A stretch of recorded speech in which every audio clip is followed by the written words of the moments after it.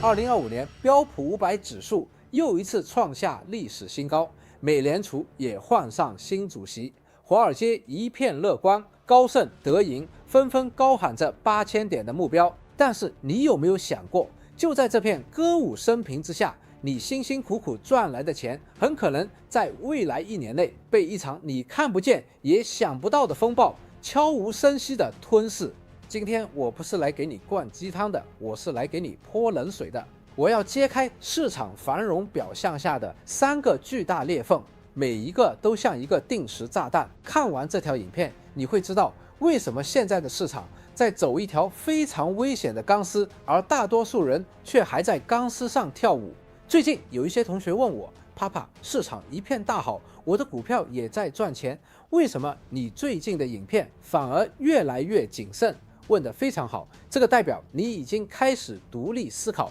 而不是人云亦云。作为一个在市场打滚超过30年，用真金白银亲身经历过1997年亚洲金融风暴、2000年科网泡沫、2008年金融海啸的老兵，我用无数惨痛的教训学到最重要的一课，就是当烟花升到最高最灿烂的时候，往往就是它要开始坠落的时候。市场的风险从来不是在跌到谷底的时候出现，而是在涨到让所有人都失去理智时悄悄积累的。大家可能都看过一部非常经典的电影《大卖空》，里面那位脾气火爆却凭借着独立研究和数据分析看穿了房贷危机的基金经理 Steve Eisman， 他最近对2025到2026年市场的看法，我认为所有投资者都必须打起12分精神来听。他认为我们正处在一个极其危险的 K 型经济当中。什么是 K 型经济？这个词听起来很专业，但其实非常容易理解。你可以想象一下英文字母 K， 它有一画是昂首向上的，但另一画却是俯冲向下的。这个很好的刻画出我们现在的经济状况。一小部分领域像坐上了火箭一样飞速向上，而与此同时，绝大部分的实体经济却像断了线的风筝，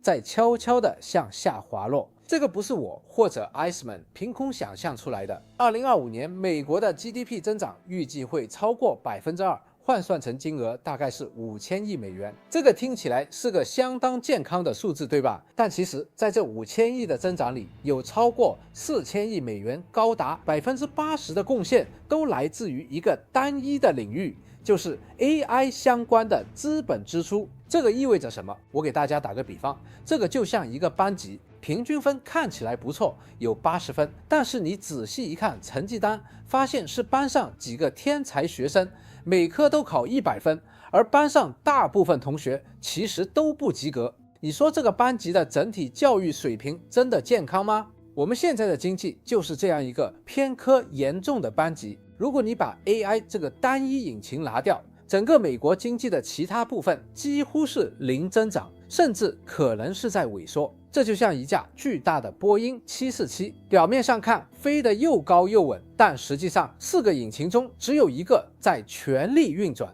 其他3个引擎都快要熄火了。你说这个危不危险？万一这个唯一还在工作的引擎出了问题，后果会是什么？这种巨大的分裂在股市里表现得淋漓尽致。标普500指数今年虽然上涨了17%，但如果你仔细看，会发现涨幅高度集中在7巨头身上。很多传统行业，比如消费、制造业，还有那些服务我们日常生活的中小企业，他们的股票其实表现非常挣扎。这个就是 K 型分化。这个也解释了为什么很多朋友会有这样的感觉，新闻里天天说股市创新高，但是我自己的股票账户好像没怎么赚钱，甚至还在亏钱。因为你很可能就持有着 K 型那个向下的一化的资产，你以为的繁荣其实只是别人的繁荣。所以当你看到大盘指数不断创新高的时候，当你听到身边的人都在讨论股票又赚了多少的时候，我希望你能问自己一个问题，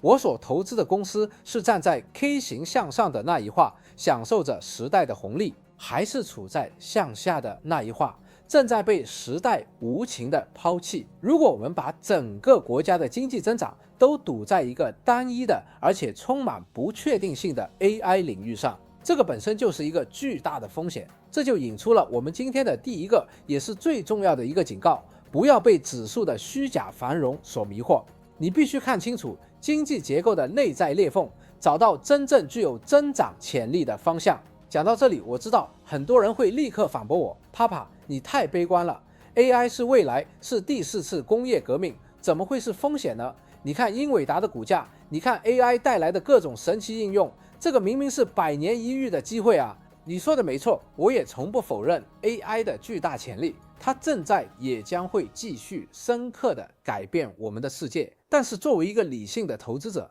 我们必须要分清楚，伟大的科技和好的投资是两回事。互联网是伟大的科技，但当年投资了这些公司的投资者最后血本无归，这个就是历史给我们最宝贵的教训。正如投资大师彼得林奇所说，当所有人都对某样东西深信不疑，并且认为它只涨不跌时，那往往就是你需要开始小心的时候。现在只要一家公司跟 AI 沾上一点边，股价就能飞上天，没人关心它是否盈利，没人关心它的商业模式是什么，大家都在为一个虚无缥缈的未来买单。我们来看一组比 GDP 数据更惊人的数字。根据美国银行的估算，仅仅是谷歌、Meta、微软、亚马逊和甲骨文这5家超大规模企业在2025年的 AI 资本支出就高达3990亿美元。而德意志银行更大胆预测，到2030年，这些公司在 AI 数据中心上的累计花费将会达到令人咋舌的4万亿美元。4万亿美元是什么概念？我再给大家一个参照物，这个相当于美国在1960年代倾全国之力推动的阿波罗登月计划，经过通胀调整后总成本的整整10倍。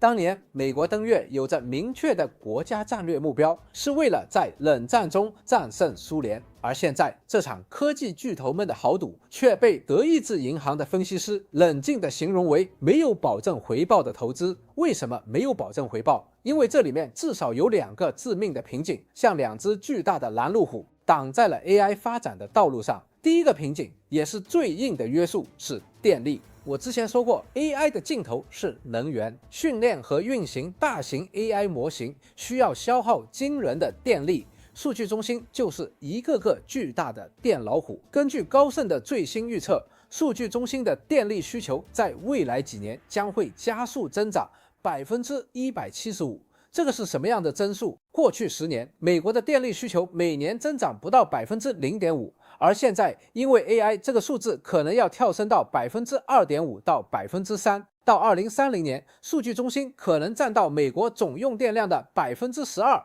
这是一个非常恐怖的数字。电从哪里来？建设新的发电厂，无论是传统能源还是新能源，都需要数年甚至10几年的时间。电网的升级改造同样耗时耗力。虽然说现在巨头们已经把眼光看上了太空，但是这个也需要时间去建设。如果电力供应跟不上， AI 的发展就会被卡住脖子。这个就像你买了一台价值1000万的超级跑车，却发现全程都缺油，加油站每天限量供应，你说这台跑车还能跑得起来吗？第二个瓶颈是需求和变现。现在的 AI 投入很大程度上是一场军备竞赛，各大巨头都在疯狂购买英伟达的晶片，建设自己的数据中心，不是因为他们已经找到了清晰的赚钱方法，而是因为他们生怕自己在这场竞赛中落后，这也是典型的 FOMO 情绪。但问题是，这些巨大的投入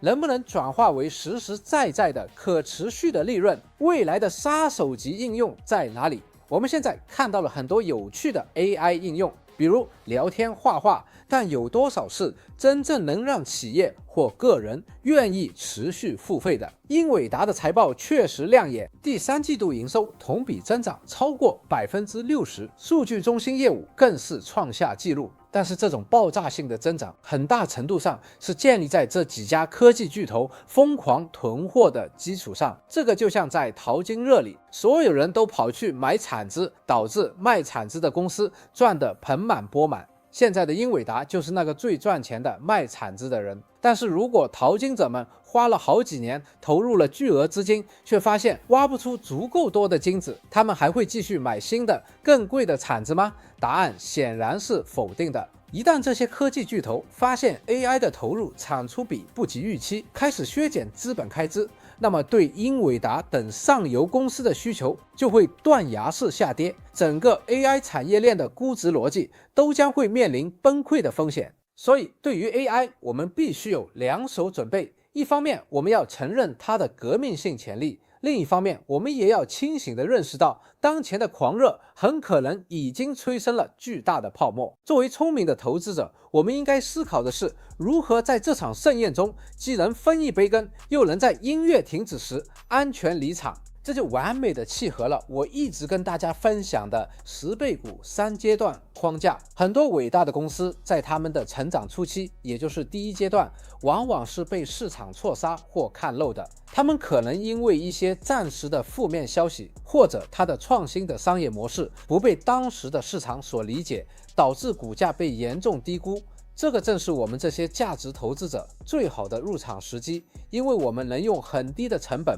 买到未来巨大的成长潜力。而当一家公司进入第2阶段，被验证的阶段，它的业绩开始爆发，商业模式被市场认可，股价开始稳步上涨。这个阶段虽然安全，但回报率已经不如第1阶段那么惊人。最后，当一家公司进入第3阶段，也就是被吹捧讲故事的阶段，比如现在大部分的 AI 概念股，股价已经完全脱离了基本面，市场上充斥着各种美好的故事和幻想。这个时候，股价涨得最快最猛，但也正是风险最大的时候，是散户们冲进来接盘的时候。如果你想系统性的学习，去发掘那些还处在第1阶段，有潜力成为下一只英伟达的公司，而不是去追逐那些已经被过度吹捧，随时可能破裂的泡沫，我诚意邀请你了解一下我的10倍股课程。我会把我30多年来的实战经验浓缩成一套普通人也能学会的行之有效的方法。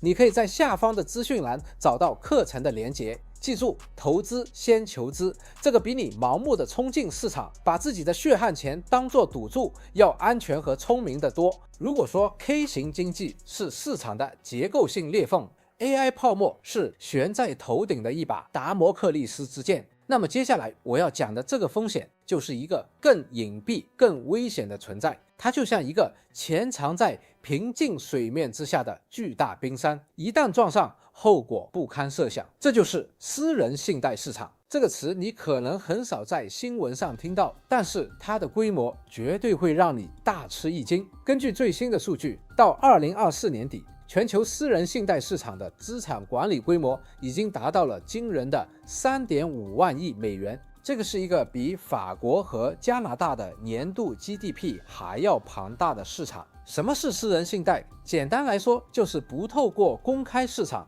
而是由一些大型的基金、资产管理公司，比如大家可能听说过的黑石、阿波罗这些巨头，直接向企业提供贷款。由于他们绕过了传统银行那套严格的金融监管体系，这个市场成了一个巨大的不透明的黑盒子。这个让我想起了2008年金融海啸的罪魁祸首——次级房贷。当时华尔街的天才们把各种乱七八糟、品质极差的房地产贷款打包成看似高大上的金融产品，比如 CDO 担保债务凭证，然后贴上3A 的标签，卖给全世界的投资者。因为整个过程极其复杂且不透明，没有人真正知道那些产品里面到底藏了多少烂账，直到最后泡沫破裂，引爆了全球性的金融灾难。大卖空的主角 Steve Eisman 也警告说，私人信贷市场和当年的次贷危机最大的共同点就是缺乏透明度。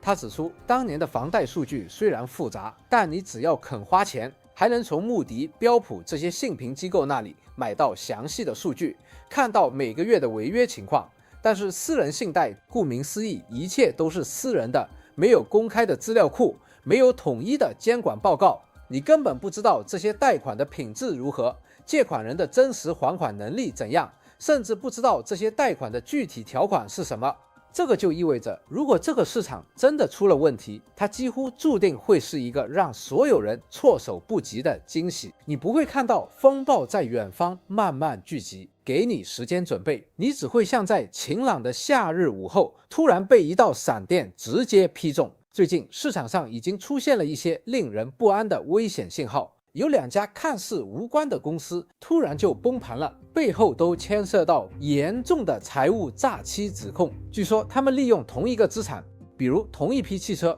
重复向不同的贷款人抵押借款。这个就像一个人拿着同一套房子的房产证复印了10份，然后向10家不同的银行都申请了抵押贷款一样荒谬。虽然这2家公司不完全属于私人信贷领域，但是他们的倒下被视为整个信贷体系脆弱性的一个重要警讯。当监管宽松的时候，人性的贪婪就会被无限放大。更令人担忧的是，随着过去2年美联储的暴力加息，利率长时间停留在了高位，越来越多的企业感到还款的压力。那些在低利率时期借了大量私人信贷的公司，现在正面临着借贷成本飙升的困境。虽然已经减了几次利率，但是还算在高水平。瑞士银行最近就发出警告，预计2026年私人信贷的违约率可能会上升整整3个百分点。在一个3万亿美元的市场里，3个百分点的违约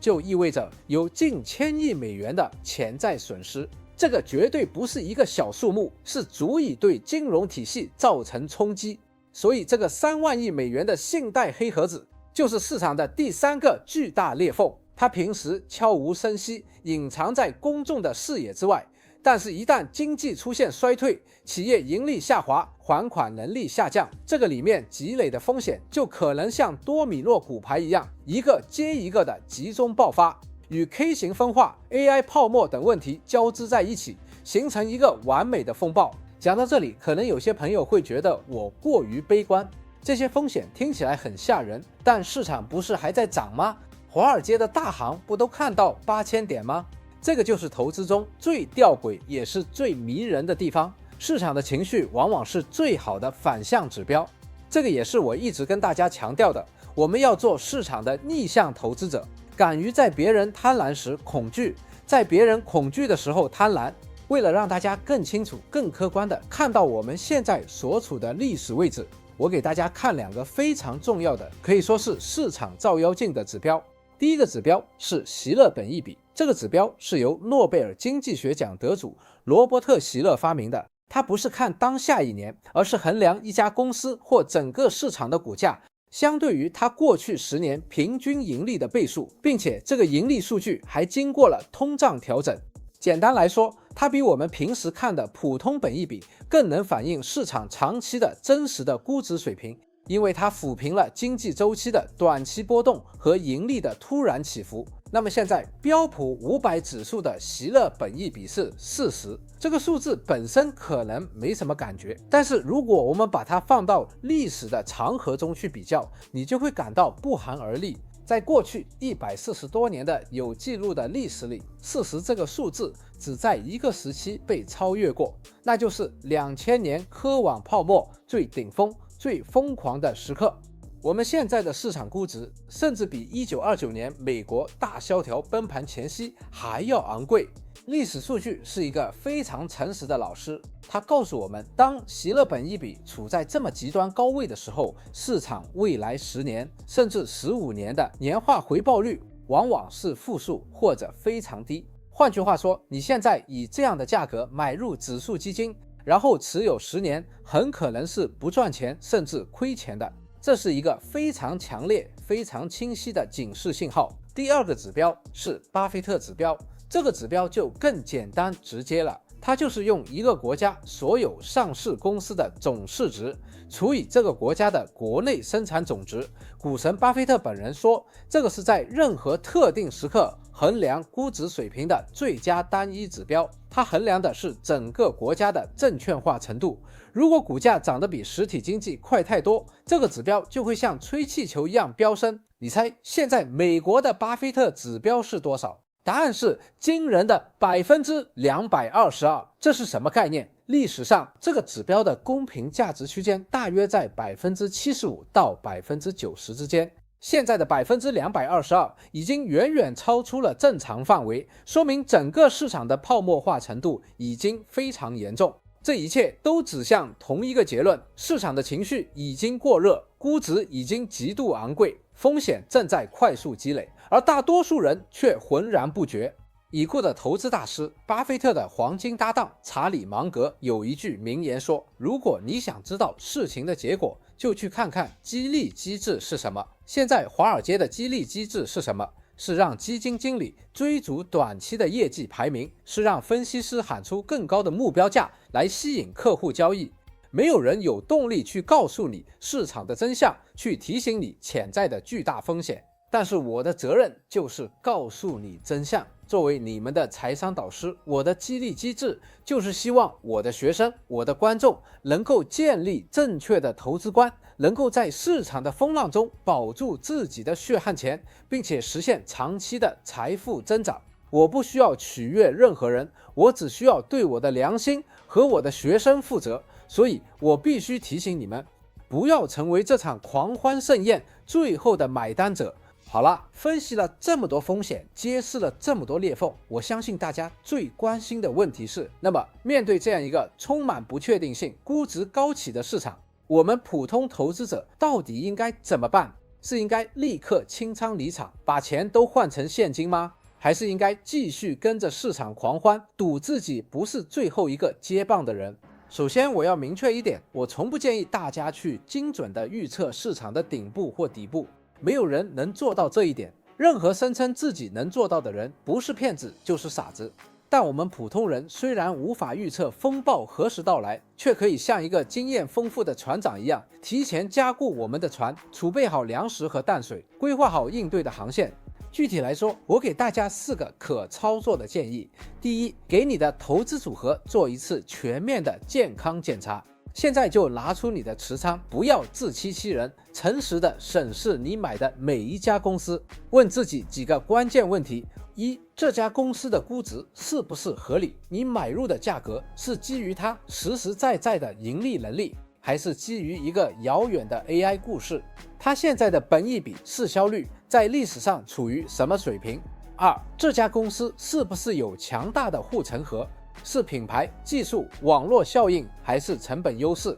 它的竞争对手能不能轻易的复制它的成功？三，这家公司能不能产生持续稳定的自由现金流，还是说它需要不断的烧钱融资才能活下去？四，如果明天市场突然发生30%甚至50%的大幅回调，你能不能有信心继续持有它？还是你会惊慌失措的卖出？如果你对任何一个问题的答案是否定的，或者感到犹豫，那么你可能需要认真考虑减持一部分仓位，或者更换成更优质、估值更合理的公司。第二，储备你的弹药，耐心等待春天的到来。市场在高位的时候，持有一定比例的现金是非常重要的防守策略。这个不是说你看空市场，而是为未来的机会做准备。记住，真正的财富是在熊市的春天里，用极度低廉的价格买入优质资产创造的。当市场崩盘，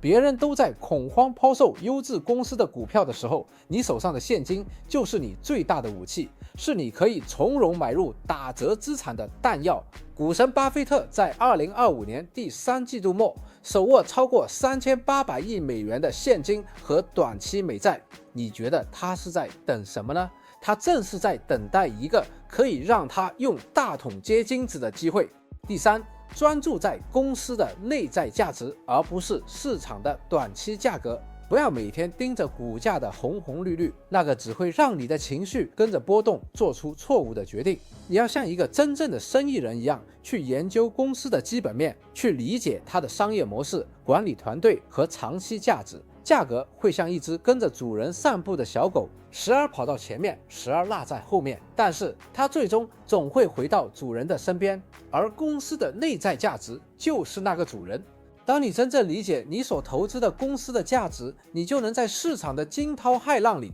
保持内心的平静，因为你知道，只要公司本身是好的，市场的短期波动只是噪音而已。第四，也是最重要的一点，持续学习，提升你的投资认知。投资是一场永无止境的学习，市场在变，游戏规则也在变。唯一不变的是你需要不断的投入时间和精力去学习、去研究，提升自己的认知水平，才能跟上市场的脚步。这也是我创办这个频道，并且花费大量心血打造我的投资课程的初衷。我希望把我的知识和经验分享给大家，帮助大家建立自己的独立的投资体系，而不是永远跟在别人后面听消息、追热点。展望2026年，我们还会面临很多不确定性。首先，美联储将经历一次重大的权力更迭，现任美联储主席鲍威尔的任期在5月到期。特朗普还特别强调，任何跟他意见不合的人都不可能成为美联储主席。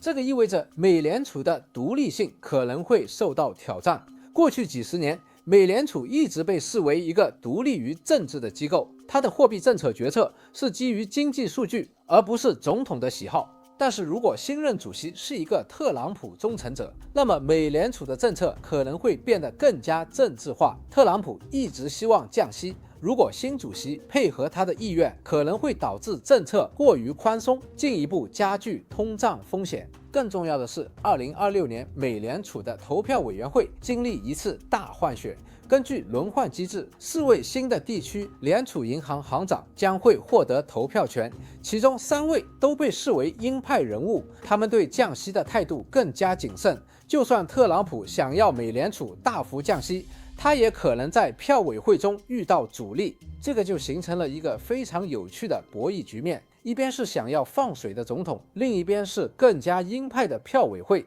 这种内部的分歧和拉锯会让市场对美联储政策的预期变得更加混乱，波动性也会因此加剧。除了美联储的变数，还有美国的中期选举。这个中期选举我要特别强调一下，因为历史数据给我们的警示非常清晰。目前数据显示，民主党掌控参议院的概率为 33%， 但是掌控众议院的概率高达 74%。这个意味着特朗普和共和党要想保住对国会的完全控制权，将会面临着严峻的挑战。他们既要应对执政党在中期选举中的糟糕历史先例，又要应对特朗普支持率下滑的问题。历史数据是最诚实的老师。自美国南北战争以来，在39次中期选举中，执政党有35次失去了多数席位，尤其是在众议院选举中，这是一个惊人的 90% 的概率。而更重要的是，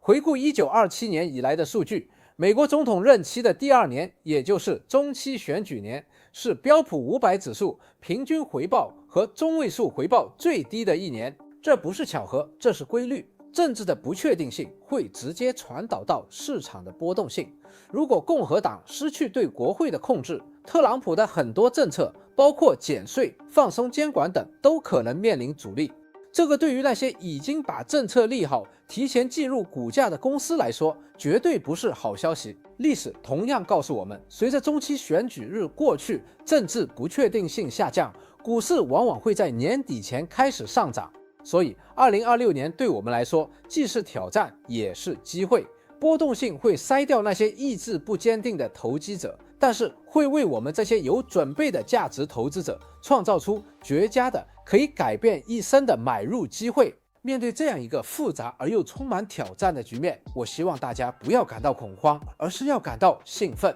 因为危机有危才有机。我30多年的投资生涯告诉我，真正的投资大师都是在别人最恐惧的危机中诞生的。我希望今天这条影片能像一剂清醒剂，帮助大家在周围一片狂热的市场氛围中保持一份难得的冷静和理性。更重要的是，我希望听到你的声音，请在下方的留言区告诉我你对当前市场的看法。你最担心的是我们今天提到的哪个风险？或者你发现了哪些被市场低估的处于春天的投资机会？最后，如果你觉得今天的内容对你有帮助，记得点赞订阅并打开小铃铛，那你就可以第一时间得到我们上传视频的通知了。我们会把复杂的经济和投资理论通过实事来简单的讲给你听，也请你把今天的影片分享给你身边关心投资的朋友。我们下条影片再见。